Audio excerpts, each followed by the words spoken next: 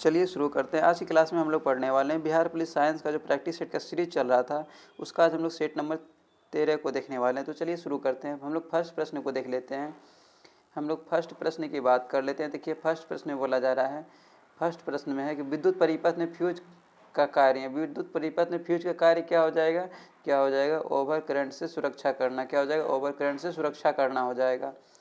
इसके बाद हम लोग प्रश्न नंबर 2 की बात कर लेते हैं। बोला जा रहा है कौन सा अंग शरीर में रक्त पंप करता है? तो कौन सा अंग शरीर में रक्त पंप करता है? तो कौन सा हो जाएगा? सबको पता है कौन सा हो जाएगा? हृदय हो जाएगा। हृदय करता है।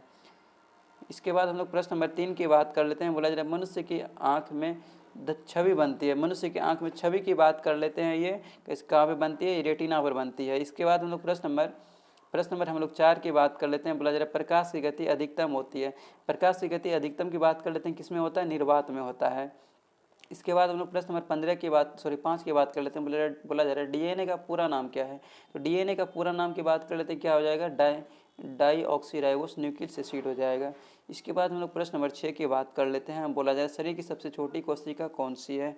शरीर की सबसे छोटी कोशिका कौन सा हो जाएगा? शुक्राणु हो जाएगा। और सबसे बड़ा क्या हो जाएगा? अंडाणु हो जाएगा। इसके बाद हम लोग प्रश्न नंबर 7 की बात कर लेते हैं। बोला जा रहा है वायुमंडल में सबसे अधिक गैस कौन सी होती है? तो वायुमंडल में सबसे अधिक गैस कौन सा होता है? नाइट्रोजन होता है। कितना प्रतिशत हो जाता है? 78% हो जाता है। और वहीं हम लोग बात कर लेते हैं ऑक्सीजन कितना प्रतिशत होता है? तो 20.9% हो जाता है। और वहीं हम लोग कार्बन डाइऑक्साइड की बात करते हैं 0.03% पाया जाता है। और आर्गन की बात कर लेते हैं। आर्गन कितना पाया जाता है? 0.9% पाया जाता है। इसके बाद प्रश्न नंबर हम लोग 8 की बात कर लेते हैं। बोला जा रहा है प्रकाश किस प्रकार की तरंग है? प्रकाश की बात कर लेते हैं। किस प्रकार का तरंग हो जाएगा? तो प्रकाश जो एक विद्युत चुंबकीय तरंग हो जाएगा। इसके बाद प्रश्न नंबर हम लोग 9 की बात कर लेते हैं। बोला जा रहा है डीएनए किस में पाया जाता है? तो हम लोग डीएनए की बात कर लेते हैं। किस में पाया जाता है? कोशिका नाभिक में पाया जाता है। कोशिका नाभिक में। इसके बाद प्रश्न नंबर हम लोग 10 की बात कर लेते हैं। बोला जा रहा है सूर्य के चारों ओर ग्रह घूमते हैं। सूर्य के चारों ओर ग्रह की बात कर लेते हैं। किसके कारण घूमते हैं? गुरुत्वाकर्षण बल के कारण घूमते हैं। इसके बाद प्रश्न नंबर हम लोग 11 की बात कर लेते हैं। बोला जा रहा है क्लोरोफिल का कार्य है। क्लोरोफिल का कार्य क्या हो जाएगा? प्रकाश संश्लेषण हो जाएगा। क्या हो जाएगा? प्रकाश संश्लेषण। इसके बाद प्रश्न नंबर हम लोग 12 की बात कर लेते हैं। बोला जाता है कौन सा यंत्र तापमान मापने के लिए उपयोग होता है? तो कौन सा यंत्र तापमान मापने के लिए उपयोग होता है? तो कौन सा हो जाएगा? थर्मामीटर हो जाएगा। इसके बाद हम लोग प्रश्न नंबर 13 की बात कर लेते हैं। बोला जा रहा है भोजन का पाचन मुख्यतः कहाँ होता है? तो भोजन का पाचन की बात कर लेते हैं। मुख्यतः कहाँ पर होता है? छोटी आंत में होता है। इसके बाद हम लोग प्रश्न नंबर 14 की बात कर लेते हैं। बोला जा रहा है पानी के बर्फ में जमने की क्रिया को क्या कहते हैं? तो पानी के बर्फ में जमने की प्रक्रिया को क्या कहा जाता है? तो क्या कहते हैं हम लोग? जमाव कहते हैं। क्या कहते हैं? जमाव कहते हैं। ठीक है, जमाव हो जाएगा। इसके बाद प्रश्न नंबर हम लोग 15 की बात कर लेते हैं। प्रश्न नंबर 15 में बोला जा रहा है डीएनए की संरचना। प्रश्न नंबर हम लोग 15 की बात कर लेते हैं। हम लोग कौन सा प्रश्न देख लेते हैं? प्रश्न नंबर 15 की बात कर लेते हैं। बोला जा रहा है डीएनए की संरचना सबसे पहले किसने बताई? तो डीएनए की संरचना की बात कर लेते हैं। सबसे पहले किसने बताया है? तो क्रिक और वाटसन ने बताया है। इसके बाद हम लोग क्रिक और वाटसन ने। इसके बाद प्रश्न नंबर हम लोग 16 की बात कर लेते हैं। बोला जा रहा है शरीर की सबसे बड़ी ग्रंथि कौन सी है? कौन सा हो जाएगा? यकृत हो जाएगा। इसके बाद प्रश्न नंबर हम लोग 17 की बात कर लेते हैं।